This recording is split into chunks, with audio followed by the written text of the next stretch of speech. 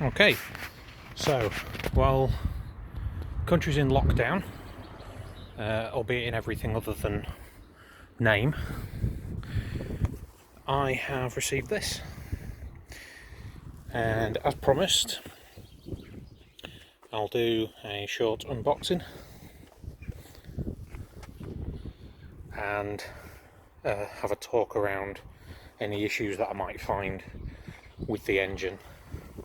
I know of one issue already that was on the listing when I bought it, but it's only a minor thing, and it's not anything that's broken. It's the generator stator cover, and the generator itself was sold prior to, or the engine supplier had sold those prior to selling me the engine to a friend. It wasn't crashed or anything, there's no damage, well, as far as I know, unless the delivery drivers dropped it, but at the moment it should be perfectly fine other than needing those two parts. So let's get into it. Some of the biggest bloody cable ties I've ever seen in my life. Oh, sorry about the wind. I kind of stood in a bit of an alleyway at the moment, so it's a bit of a wind tunnel effect, but let's get these cable ties out of the way.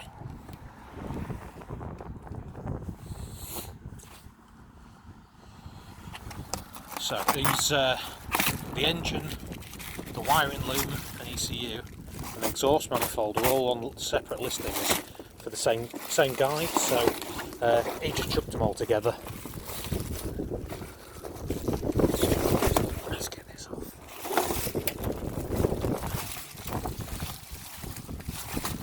Right, so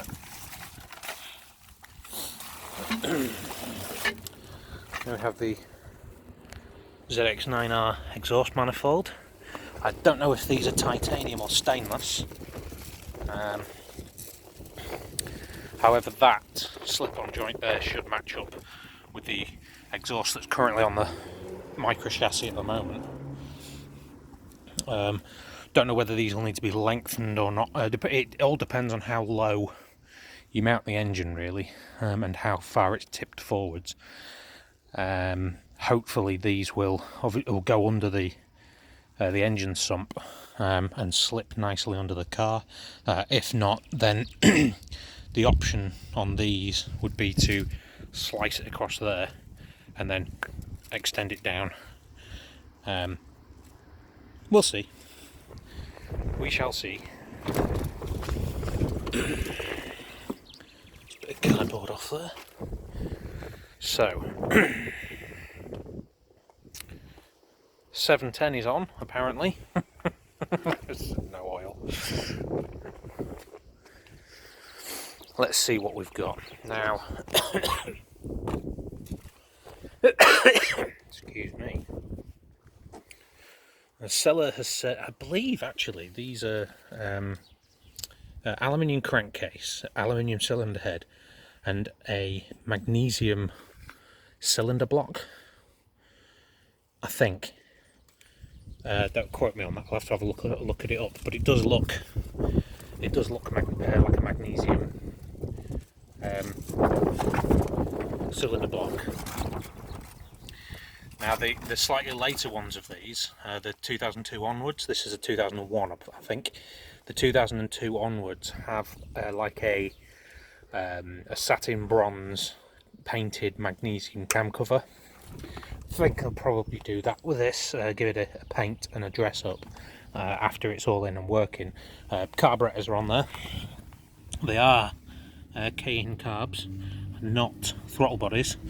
However, again, at a later date they can be exchanged for throttle bodies with a pickup.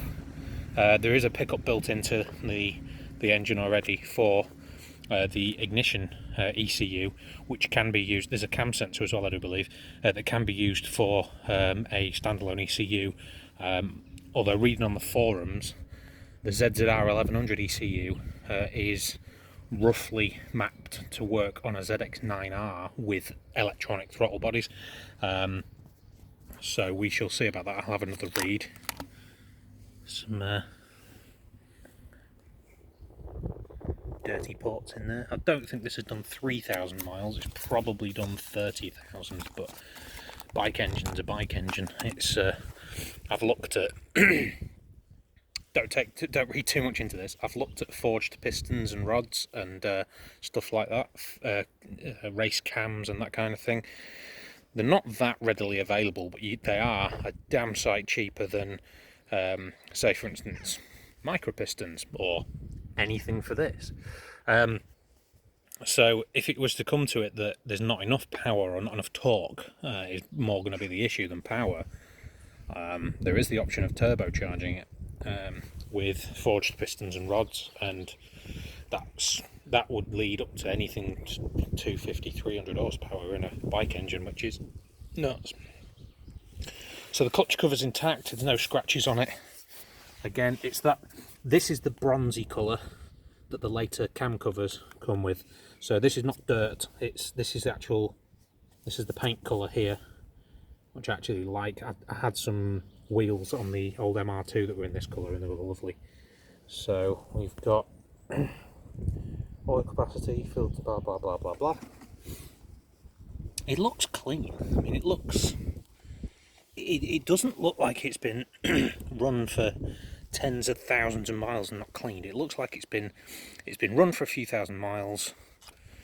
The guy's either done something to the bike or decided he needs to split it and put a bigger engine in it, which is more likely the case. He's gone for, I think the engine came out of a ZX9R and he used the chassis to build either a race bike, and this is his old engine, or he's put ZZR 1400 engine in it and used it as a drag bike. So this would be his spare engine that's been sat around for years on a pallet, never gone anywhere.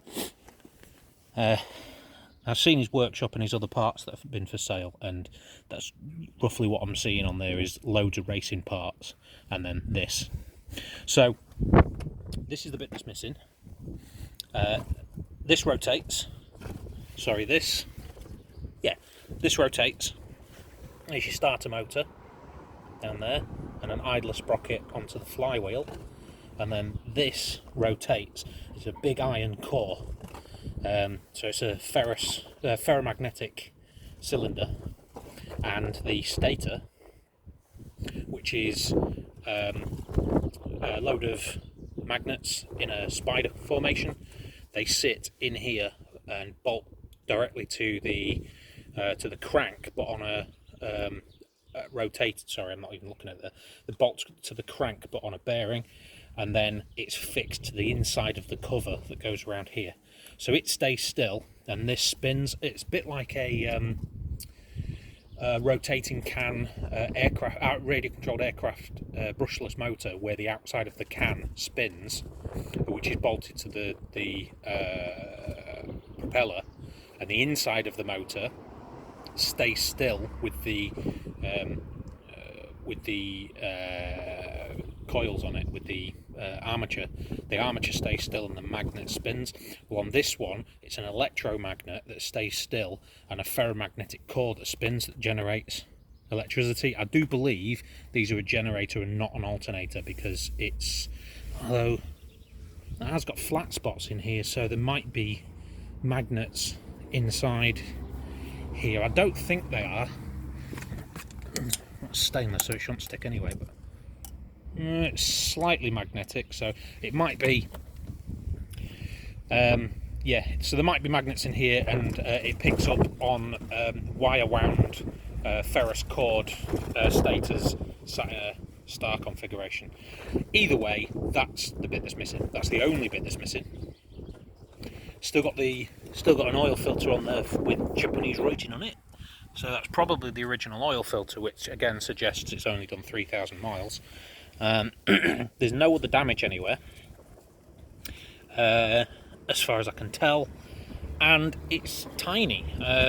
I managed to pick the whole pallet up and shift it, well, most of the way, from the front driveway, and bring it in here, even with me slight chesty cough, and I'm not going to say COVID-19, but my slight chesty cough and sore throat and fatigue, I managed to pick it up and shift it. So it actually weighs, I'd say it weighs less than a micro gearbox for the entire engine, gearbox, wiring loop and pallet.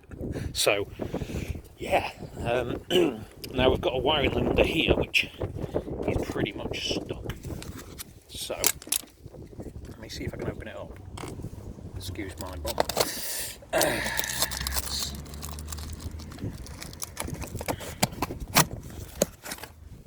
Yeah, so we've got the top crown for the forks, which has the integrated key. I'll be removing that with an angle grinder if I can, and mounting the key into the car. And you've got the full wiring loop and the ECU. Sorry, tiny little ECU. It's a titchy little thing. Big connectors on there. So we've got starter button, got some relays, and that's it. That's your lot. Done a good job of shoving stuff up the up the intakes to stop any debris getting in there. Not 100% pleased that the throttle cables have been cut off, but hey, that's not a major issue. They can be, well, that's fallen off, so they can be removed like so. Those are now off. If need be, I can get some cable connectors onto here. One of these is for the choke, which would be a manual pull. I'll use a spare fire extinguisher pull cord for the choke, and just paint the handle a different colour so it doesn't get confused.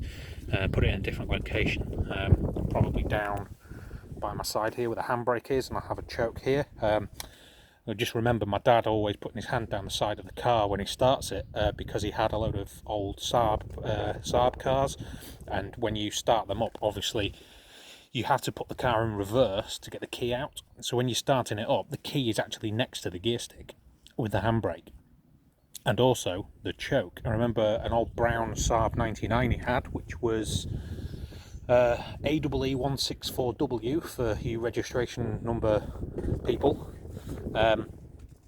And the choke was down here. That's all I can remember. He had a red one with A902YKU as well, which was a red Saab 900. I digress. The Saab 99 had a choke down here, and I just remember every time I start my car now, just through, muscle memory or memory of somebody else doing it over and over again, I always put my hand down here. I usually grab the handbrake, but that's beside the point. Now, I have just noticed something else with this engine. It's a tiny little scuff just here on the top of the cam cover. Now, I'd probably suggest looking at the fact there's nothing here or anywhere else on this engine that's either been done in transit or while it's been in storage, because there's no other damage, and it's not major. It is literally where somebody scraped over the side of it. So anyway, that's the power plant for the micra. The other thing as well is how short it is. I mean, these are a standard size set of Wilkinson style scissors. Okay, so tell the size of those. These are a set of normal size carburetors. Okay, the engine is less than 2 scissors wide, and the entire engine and gearbox is maybe 1.5 scissors tall. It is quite a tall engine, a bit like a mini A series, where the gearbox is underneath the engine. So it's underneath and offset to one side, but it is underneath the engine. And that's the only drawback. I mean, I think the micro cylinder block may be taller than this entire engine. The other thing about this as well is it's got a flat sump pan. Yes, there's a little bit of depth here, but that's cast into the gearbox casing. But the sump pan itself is flat, other than the oil pickup. So it shouldn't be a problem actually getting it in the engine bay itself.